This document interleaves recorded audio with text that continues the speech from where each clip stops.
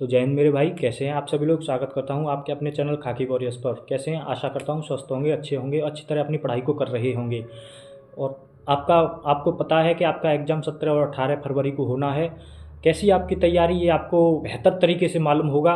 और मैं बताने आया हूं आपको आज कि आप इन दिनों में रिवीजन कैसे करें। आपके 5 से 6 दिन बचे हुए हैं, 6 से 7 दिन। इन दिनों में रिवीजन ही आपका बहुत महत्वपूर्ण भूमिका निभाएगा आपके एग्ज़ाम में।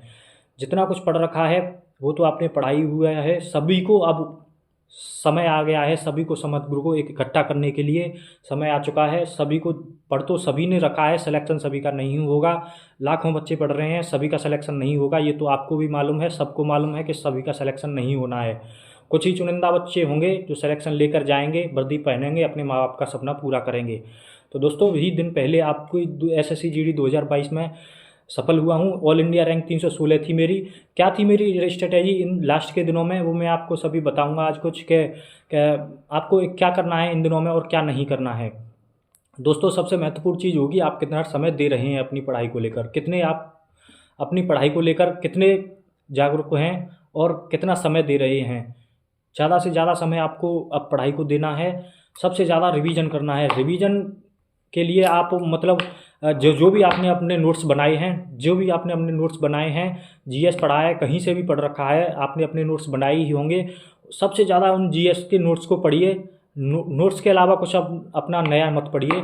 मैथ पढ़िए। मैथ में कहीं से भी क्वेश्चन लगाइए। क्वेश्चन लगा के आपको कहीं से भी डाउट आ रहा हो, अपने नोट्स में देखिए कि मुझे यहाँ दिक्कत हुई। मॉक टेस्ट लगाइए। मॉक टेस्ट में आपको पता चलता ही रहता है कि कहाँ हम दिक्कत कर रहे हैं। मॉक टेस्ट देने के बाद उसको कम से कम आप 1 घंटे उसका एनालिसिस कीजिए और एक कॉपी पर उसका नोट डाउन कीजिए कि हम कहाँ कौन से क्वेश्चन गलत कर रहे हैं। उनको नोट डाउन कीजिए अपनी कॉपी में, उनको देखिए, उनको फिर अपने नोट्स में देखिए। नोट्स में देखिए कि कहाँ मैंने गलती की। वहाँ से आपको सब अंदाज़ा होगा कि हमने यहाँ पर गलती की है, जो आपको मेन एग्जाम में नहीं करनी है।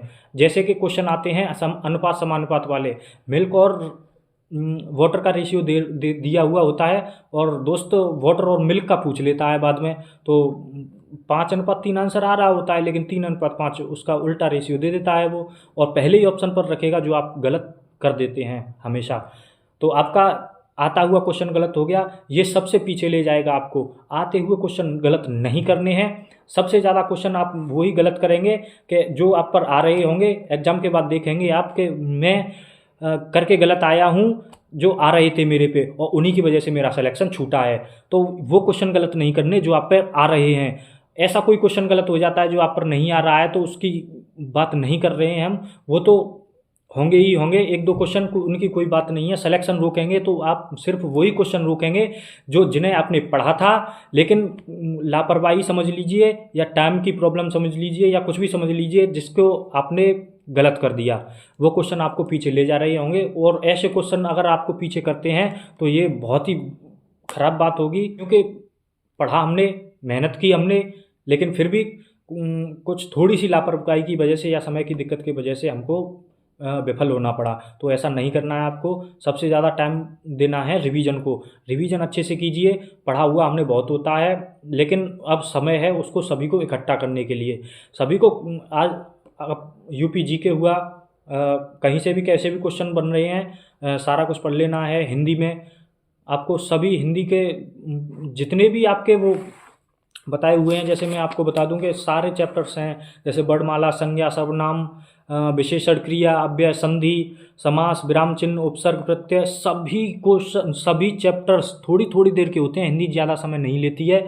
और मैंने एक वीडियो में आपको एक नवीन सर की एक वीडियो बताई थी जो UPSI के लिए ली थी उन्होंने।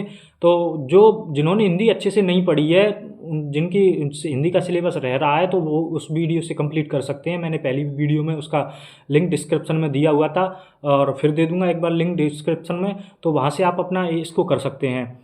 बात रही आपकी रीजनिंग की, तो रीजनिंग में भी मतलब जो भी क्वेश्चन आपको डाउट में आ रहे हों, या क्वेश्चन जिन्हें आप, जैसे मिसिंग नंबर्स हुआ, वहाँ से क्वेश्चन अक्सर हमारा समय लेता ही लेता है और नहीं भी आता हम पे, तो उस टॉपिक को अच्छे से कर लीजिए, क्योंकि वहाँ से 2 से 3 क्वेश्चन बनेंगे ही बनेंगे।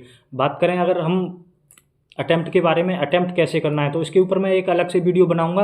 अटेम्प्ट कैसे करना है, आपको कौन सा सब्जेक्ट पहले अटेम्प्ट करना है, ये एक महत्वपूर्ण भूमिका निभाएगा आपके एग्जाम में कि कैसे अटेम्प्ट करें और कौन सा सब्जेक्ट हम पहले अटेम्प्ट करें जिससे कि हमारा समय बच सके।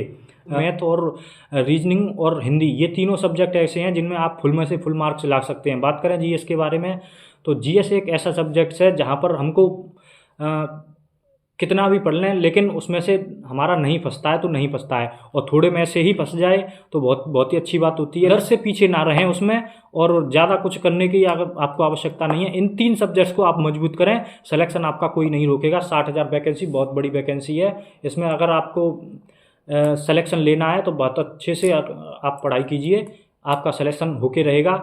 यही आपके पास लास्ट चांस है। कोई डाउट हो तो कमेंट कीजिएगा मुझे, मैं उसका जवाब देने का प्रयास करूंगा। तो जय हिंद, जय भारत, वंदे मातरम।